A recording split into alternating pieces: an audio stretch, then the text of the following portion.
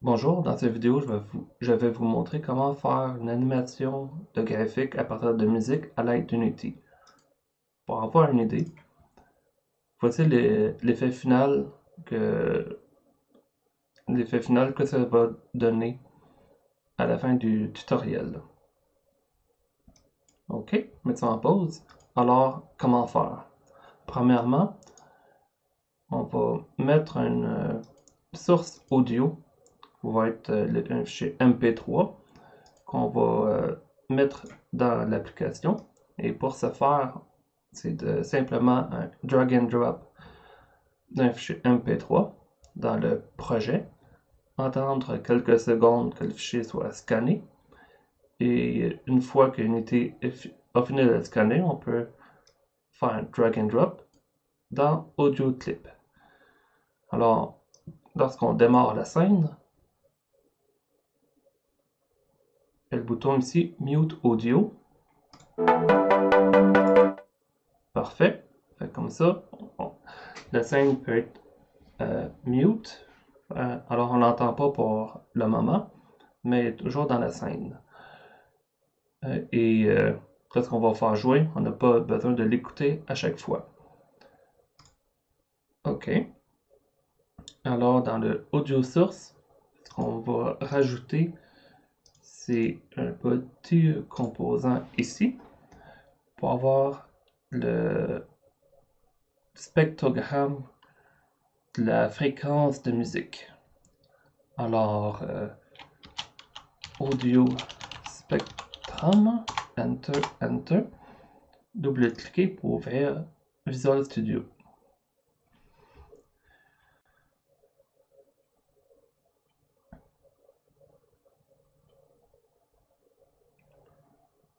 OK.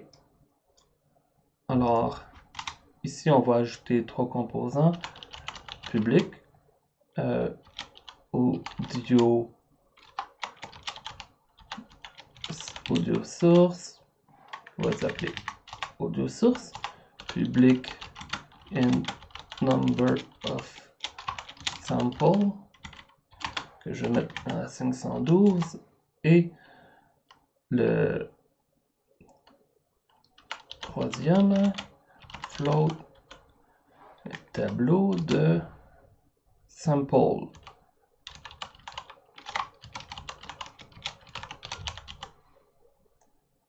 Parfait. Dans Start, on va initialiser le tableau avec le nombre de samples. Float number of sample. Et la source audio.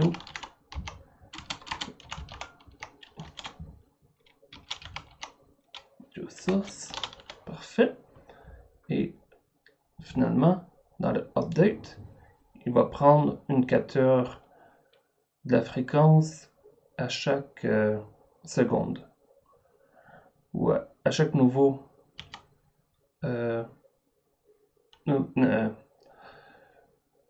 exact. Audio source get spectrum. En fait, la musique que je joue actuellement, il va la prendre. Sample spectrum. Je vais prendre 0 fft window.blackman-harris. Alors, c'est fini pour audio, la classe audio spectrum.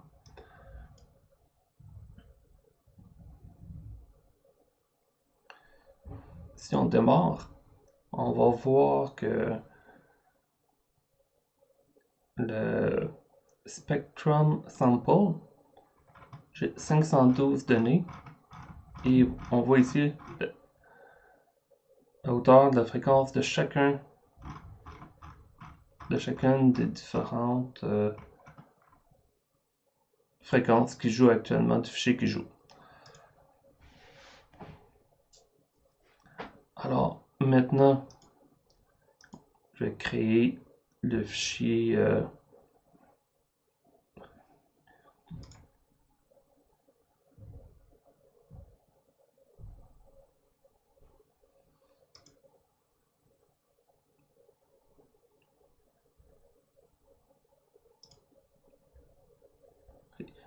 Et maintenant, pour afficher le cercle, ce qui compose le cercle, en fait, est composé de cubes. Alors, je vais rajouter un cube. Clique en élément 3D, le cube, que je vais placer à 0, 0. Je vais me créer un matériel que je vais appeler yellow. Changer la couleur. Mettre la couleur sur le cube. Parfait. Et je vais créer un prefab du cube. Et le cube ici, je peux maintenant l'enlever. Je vais faire un peu de nettoyage pour mettre chacun de mes éléments dans des différents dossiers. Alors, je vais créer un dossier qui s'appelle script, un dossier qui s'appelle prefab, matériel et musique.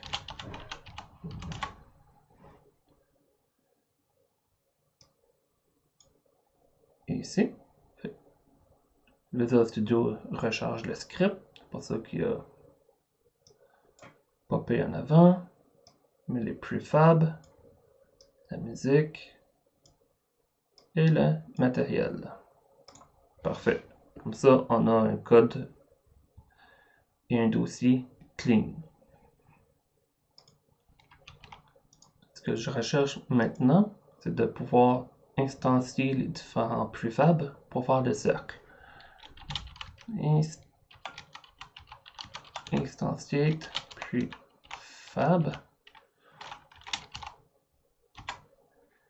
Et je vais créer un composant avec le même nom.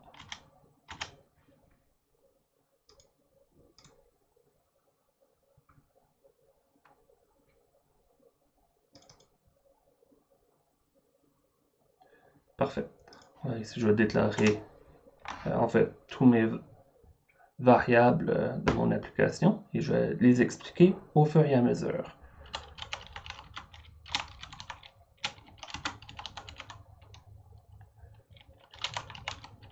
Ici, je vais rentrer mon prefab. Public int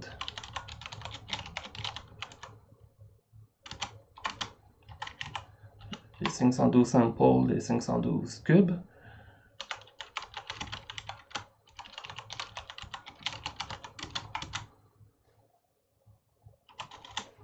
Souvent, dans le spectrogramme, les données sont très basses, alors je multiplie par 200.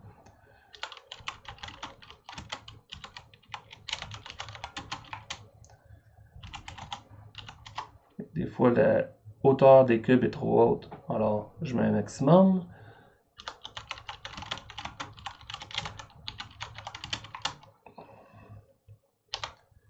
Des fois, la hauteur est aussi juste trop basse, alors je mets un minimum. Ici, vu que je veux 0.0f, comme ça, float de meilleure précision. Et une dernière variable publique.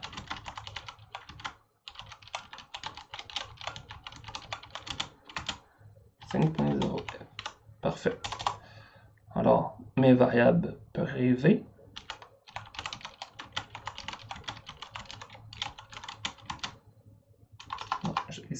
Je la déclare pas pour l'instant.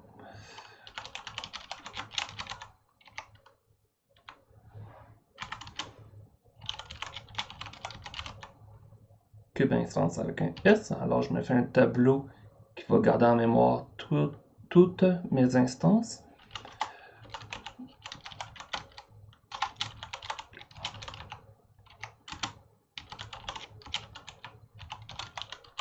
Et ici, je vais faire un lien entre ma classe AudioSpectrum que j'ai créé auparavant. On sauvegarde.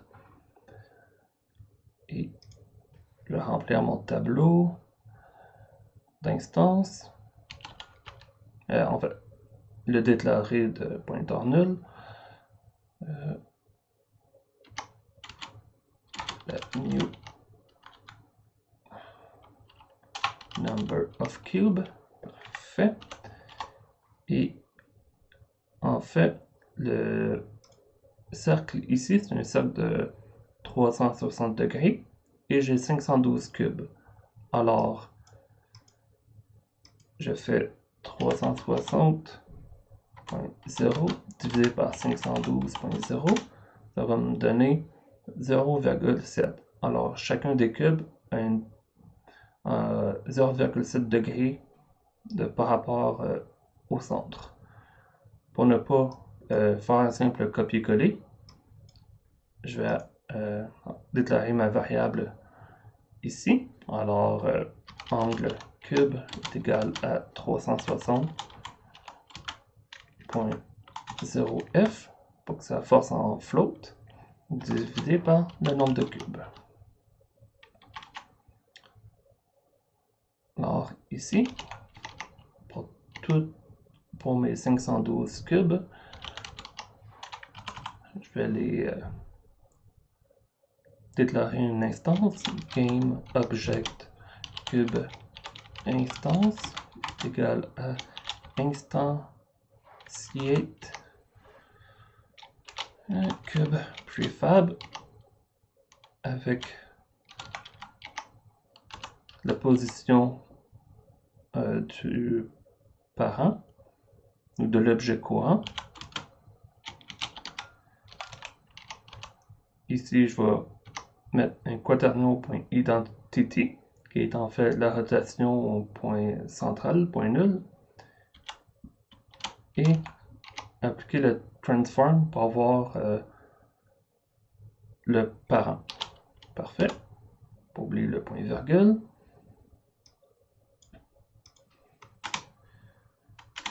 Et transform.pull.lr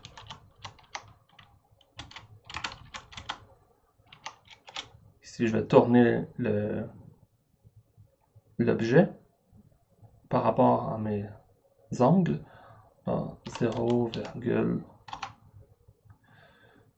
moins angle cube virgule 0. Mon angle cube, je vais multiplier par i. Comme ça, je vais avoir 512 fois 0.07 est égal à 360 degrés. Cube instance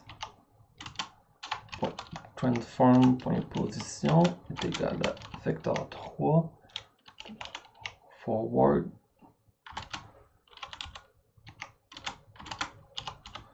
Alors, chacun de mes cubes, je vais les positionner environ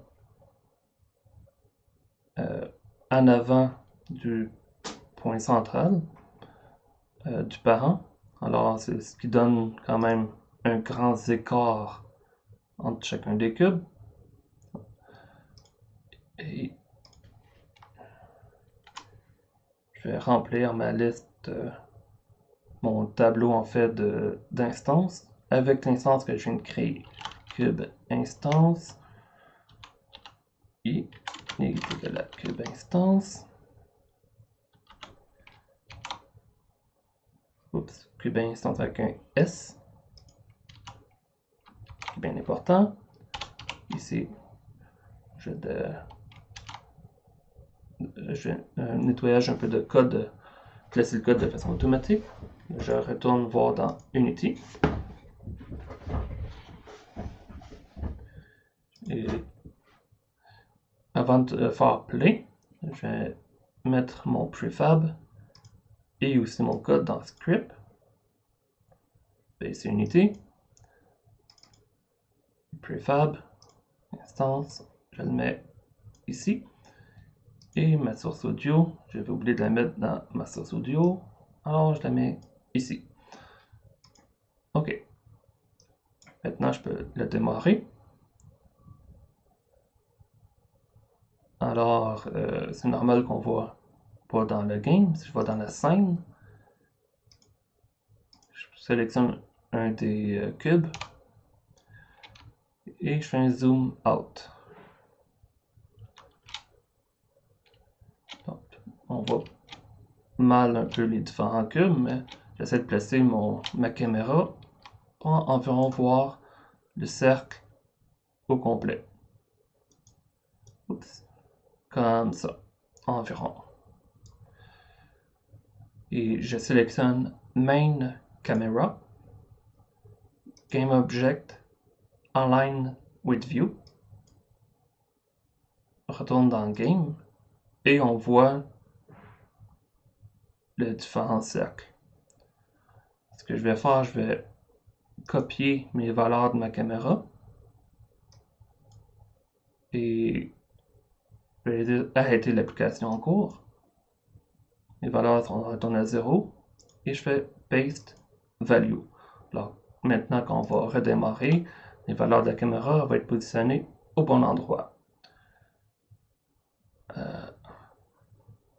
Ce qu'on peut voir ici, on voit un demi-cercle par le bas, mais le haut on ne le voit pas quand c'est trop loin. Quand le clipping plane clip après 1000 mètres et mon cercle est beaucoup plus grand que 1000.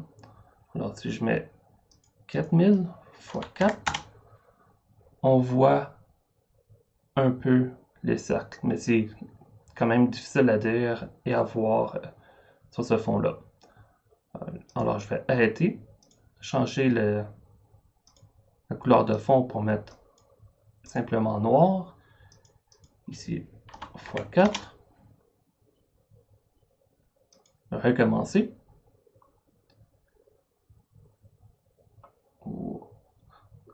On voit quelques points alentour. On voit les points jaunes dans le fond, alors c'est bien. Mais la question, c'est pas simplement de faire afficher des cubes en cercle, mais plutôt de les faire bouger par rapport à la musique. Alors pour ce faire, retourne dans Instantiate Prefab et dans le Object, faire un petit code pour les bouger, faire bouger. For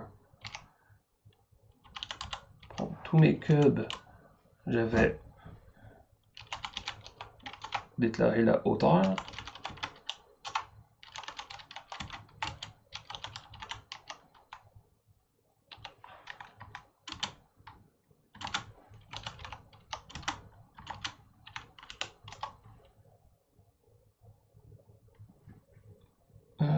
Ah oui.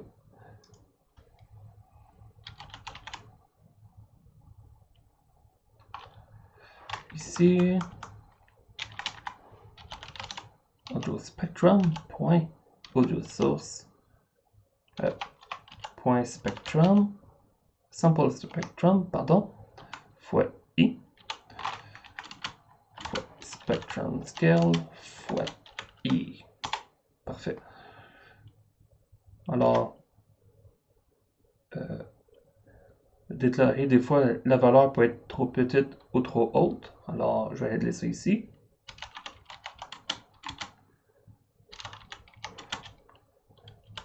Si ma valeur est plus petite comme ma valeur minimum, alors, mets la valeur minimum. Sinon, garde la hauteur. La même chose pour la valeur maximum.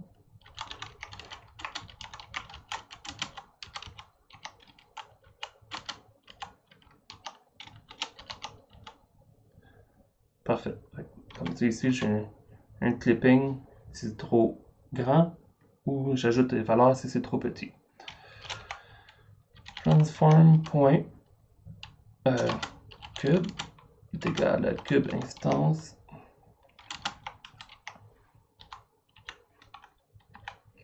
.transform. Comme ça, je déclare une variable pour mes différents cubes. Comme ça, j'ai pas besoin de faire cube.instance.transform à chaque fois. Cube.transform. local scale est égal à new.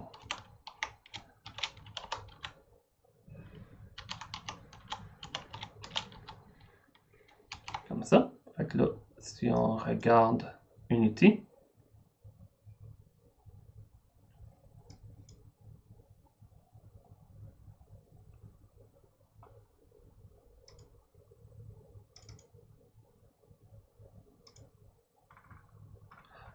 ok, je peux déclarer mon audio spectrum. Alors, audio spectrum est égal à gainObject.find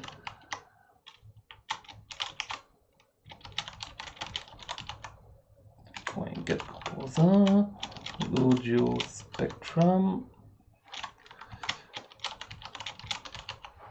comme ça. Alors, ça recommence.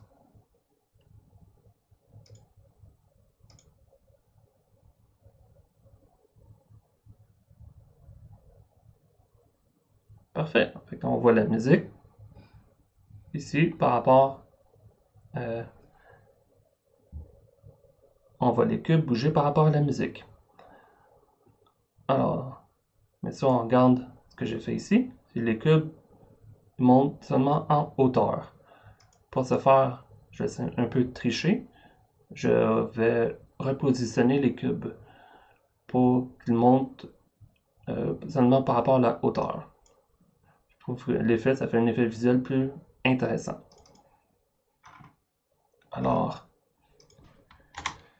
cube.position est égal à new vecteur 3 cube.position.x cube.position.y virgule cube.position.z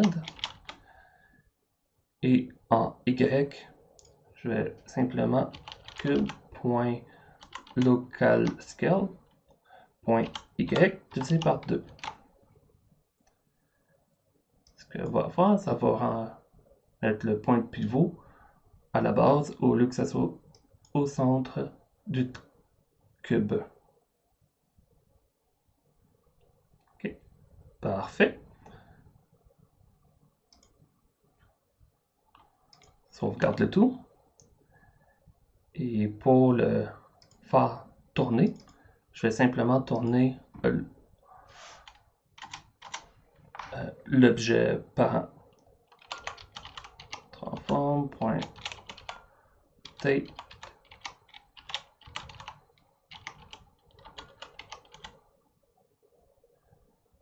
je fais en haut, donc là, ça tourne par rapport à l'angle, à l'axe des Y. 5 fois time.delta time.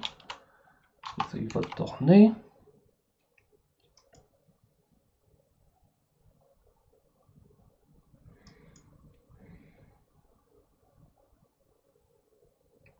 On voit le cercle qui tourne ici. Et la prochaine étape, c'est de mettre la couleur. Dans mon cube, si je peux le sélectionner, parfait. J'ai la couleur jaune. Dans mon cercle, ici, j'ai 512 cubes et je peux pas créer ici dans matériel 512 matériels différents. Ça n'a pas de sens. Alors, je vais le faire par le code. Alors, je vais faire un petit code ici. Set matériel.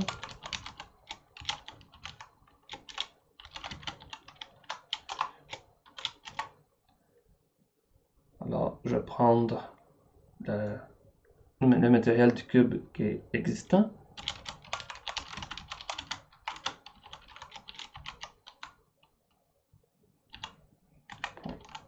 Get component renderer. Parfait. Comme ça, j'ai accès aux couleurs et au matériel du cube. Et moi, je veux faire un effet d'émission ou d'éblouissement. Alors, il faut faire un petit code pour le mettre à on. mat.enable keyword.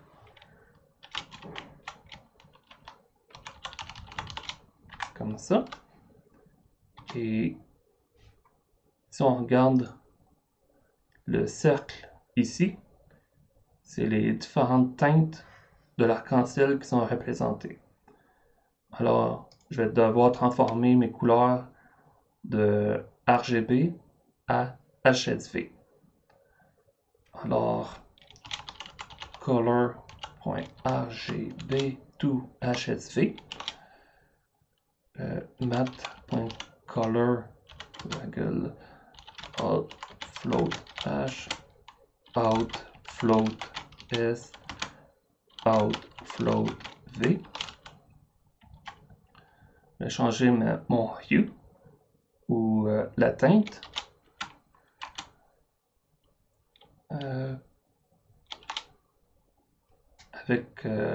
Avec l'angle du cube. Fois I. Et c'est ce que ça donne. Ça va donner à 360 degrés. Cependant, la couleur ici fonctionne seulement de 0 à 1. Alors, je vais diviser par 360 degrés. Alors, ici, je vais me créer une nouvelle couleur avec ma nouvelle teinte. New hoop est égal à color.hsv to RGB HSV comme ça. mat.color est égal à new hue.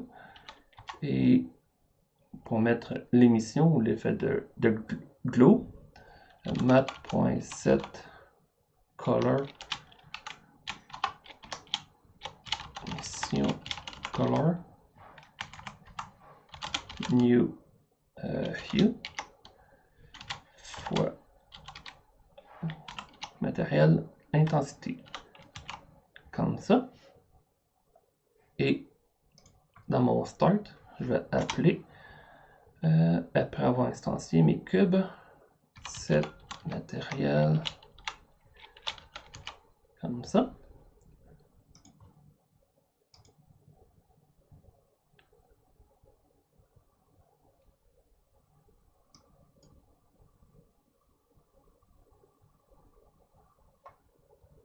Ok, fait que là, on voit le cercle avec les différentes couleurs.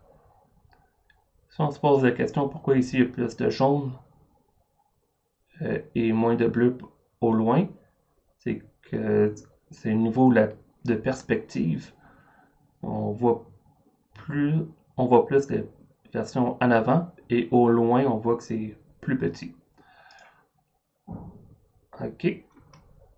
Alors maintenant c'est comment avoir l'effet de glow ici pour pas avoir des couleurs fades ou juste des simples couleurs pour avoir un peu de... Ici on voit juste les couleurs mais on voit pas les couleurs de façon plus intéressante. Pour ce faire, il faut utiliser le package Post Processing. Ici, Post Processing, parfait.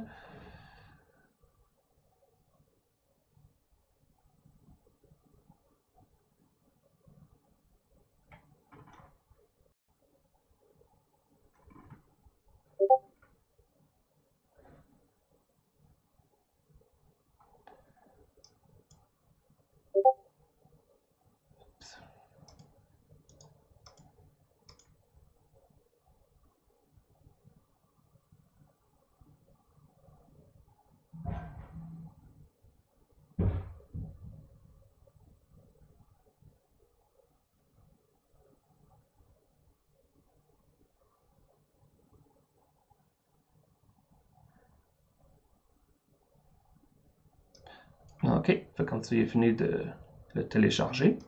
Alors, pour l'utiliser, on clique sur Caméra. On va baisser la caméra ici. On peut ajouter le composant Post Processing Layer et Post Processing Volume. Dans Layer, on va sélectionner Everything. Dans Volume, Global. Dans Profil, on va cliquer sur New. Add Effect, Unity Bloom. Add Effect, Aberration chromatique. Aberration chromatique, c'est un petit décalage de couleur qui fait un effet très intéressant. Intensité environ 3, ici 2.4 et intensité d'environ 0,18%. On va démarrer. Déjà là, on voit l'effet beaucoup plus intéressant de luminosité. Si le threshold, je le baisse, on voit, ça c'est un effet qui est vraiment trop et qui fait pas beau en fait. 2.4. Ici, dans le aberration chromatique. Oups, non, pas darkness. C'est aberration chromatique ici que je voulais mettre à intensité 18. Et si je le mets à 100%, on voit un effet de décalage de couleur qui est pas intéressant. 0.18. Ça donne une petite ligne juste au bordure qui donne un effet visuel intéressant. OK. Et maintenant, ce que j'aimerais rajouter, c'est le titre de la chanson qui joue. Alors, pour ce faire, je vais rajouter un UI dans un panel. Dans le panel, je vais rajouter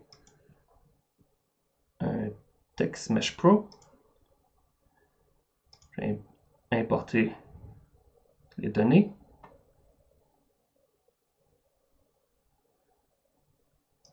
Fermer. À chaque fois qu'il recompile le code, Visual Studio va s'afficher à l'écran.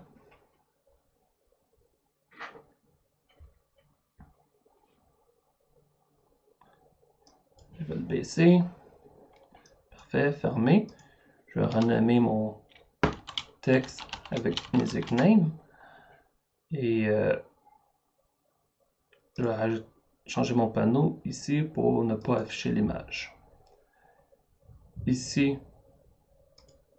je peux sélectionner différentes couleurs. Je vais tout de suite l'aligner au centre de l'écran. Et dans le shader, je peux choisir la couleur et aussi l'intensité, soit le bloom ou l'effet de luminosité. On voit que ça n'apparaît pas à l'écran tout de suite. Pourquoi? Parce que le canvas est en overlay, alors il est par-dessus la caméra.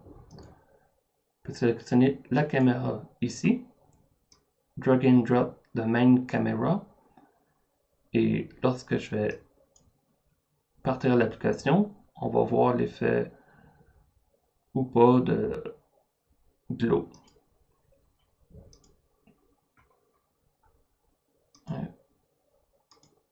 Ah, l'effet était un peu trop bas, alors il était coupé.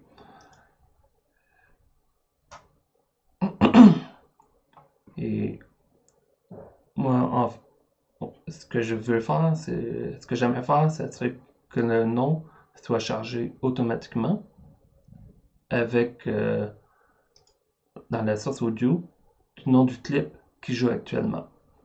Alors, pour ce faire, je retourne dans Instantiate Prefab et je vais dans le Start. Je vais coder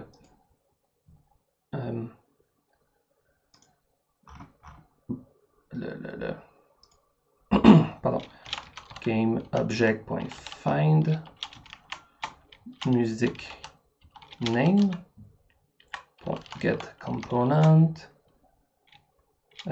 tmppro.text mesh pro GUI ouvre et ferme les parenthèses, .text est égal à nouvelle ligne audio spectrum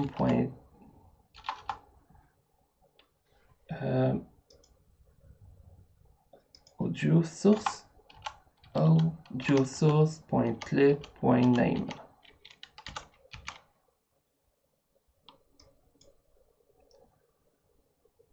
OK, ça recompile. Et je peux sur Play.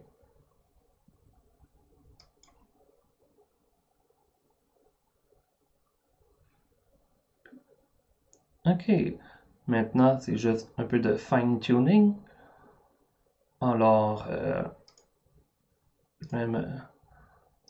mon textbox, je le mets un peu plus large. Je choisis une couleur plus intéressante que juste blanc. Je fais sur Play.